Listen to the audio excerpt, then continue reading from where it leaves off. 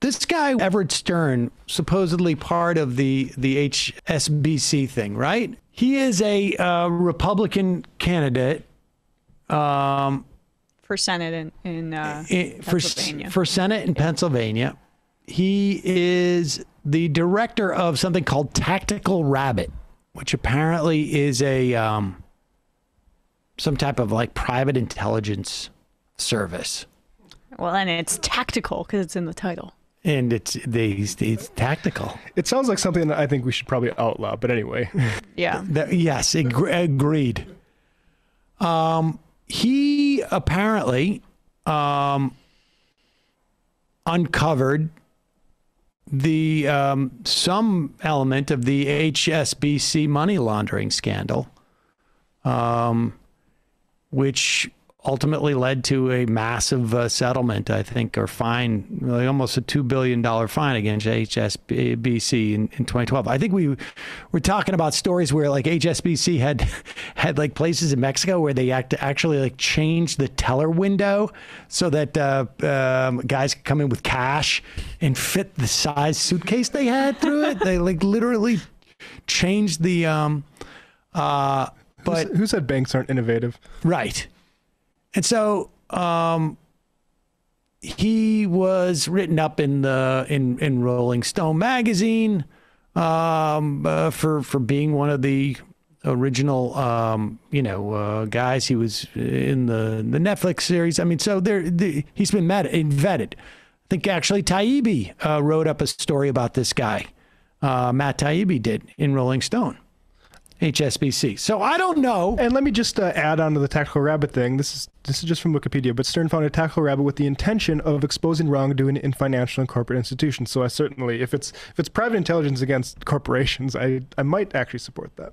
So he was running for Senate, still is, in Pennsylvania. I guess he's run against Toomey in the past. I mean, I don't know anything about his politics. I imagine if he's a Republican, I wouldn't like them. But apparently he was contacted by Michael Flynn and Michael Flynn's crew, Sidney Powell, a couple of the other people. And they said, you are really well situated to do the kind of work we want to be done because you're running for Senate and you're the head of Tactical Rabbit. And apparently what they wanted was to further the audits that are taking place. And they wanted blackmail material on different Republican politicians. And this guy claims he played along because he realized like there's something wrong here. Yeah. Played along, apparently notified the federal authorities at that time and has all sorts of evidence that he has handed over to Mark Mazzotti at the New York Times. He handed it over just days ago. He's given it all to the feds too. Here is a press conference he had over the weekend. So let's start as to when this event occurred and why we're here today. And the reason is really to break it down very simply that, I believe that General Flynn is committing treason against the United States. I believe his attorney, Ivan Reichland, Sidney Powell, and Giuliani are also committing treason against the United States. I understand that's a very, very strong word, but based on what I have seen and I've witnessed, I truly believe that is the case. General Flynn is controlling a group called the Patriot Caucus. Initially, when I first ran into this group, I thought they were the Patriots, which is different. The Patriots are more aligned with Trump, but the Patriot Caucus is different. They focus more on national security issues, except their national security version is that they believe they're living under a terrorist state with Biden as president. In fact, they don't believe Biden is president. Now, here's the thing that's interesting about this. In addition to the fact that he's like almost like, well, let's be clear. He could be doing this for the publicity because he wants it in the Republican primary. He definitely is. But well, I'm not quite convinced that gets you anywhere.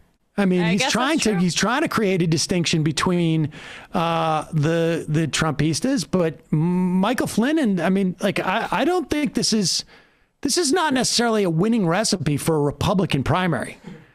I don't think so, but maybe it gives him some name recognition. Helpful. Yeah, but I mean, yeah, possibly. Maybe it's a wash. Well, it's like maybe he's running for the publicity of the thing that he's trying to expose, as opposed to trying to expose something for the publicity of running. Yeah. Yes, and then I would also say that later in this press conference, he says that not only were they attempting to blackmail Republican politicians, they put on the table, we may have to engage in what they called domestic terrorism. I mean, Flynn, if you read like any sort of reporting on Flynn, like the Hastings stuff, like he's a psycho. And I mean, what was the stuff with the kidnapping plot with he was going to kidnap, he had been hired by the Turkish government to kidnap this guy. I can't remember his name off the top of my head now. He is a exiled religious leader who was doing some type of parochial charter schools or something. I mean, I don't know that this guy is particularly good, but the Turkish government didn't like him. Yeah. His name just escapes me at the moment. But the fascinating thing about this is that people forget. Michael Flynn is, we consider him a joke, but he knows things. He's been in rooms. He's the top. He's one of the top counterintelligence, counterterrorism intelligence guys under McChrystal. I mean, which should probably speak to how we should view some of these counterintelligence people writ large. When we talk about fascism as imperialism coming home to roost, and the sort of guys that we were empowered. I mean, it is scary. Like you look at the way France almost had a coup 50 years ago because a lot of the foreign military folks coming home said, you guys betrayed us. This is the exact same thing. Yep, exactly. And it's the danger of elevating military personnel over civilian leadership, no matter how many times they're dunking on Trump. I guess. But they weren't elevating Flynn. They're not, but he's rogue because he's a psycho, as you say, but he's also indicative of larger shadowy operations and an understanding that he's not alone. He's not a rogue actor. His brother is the current, United States Army in the Pacific, commanding the Army in the Pacific Ocean. Is the Pacific Ocean, is that a significant part of the world? I don't know. Well, he's also the #1 promulgator of the QAnon conspiracy. And who knows how much that feeds into all of this. So Fethullah Gulen was the person he tried to Gulen, right.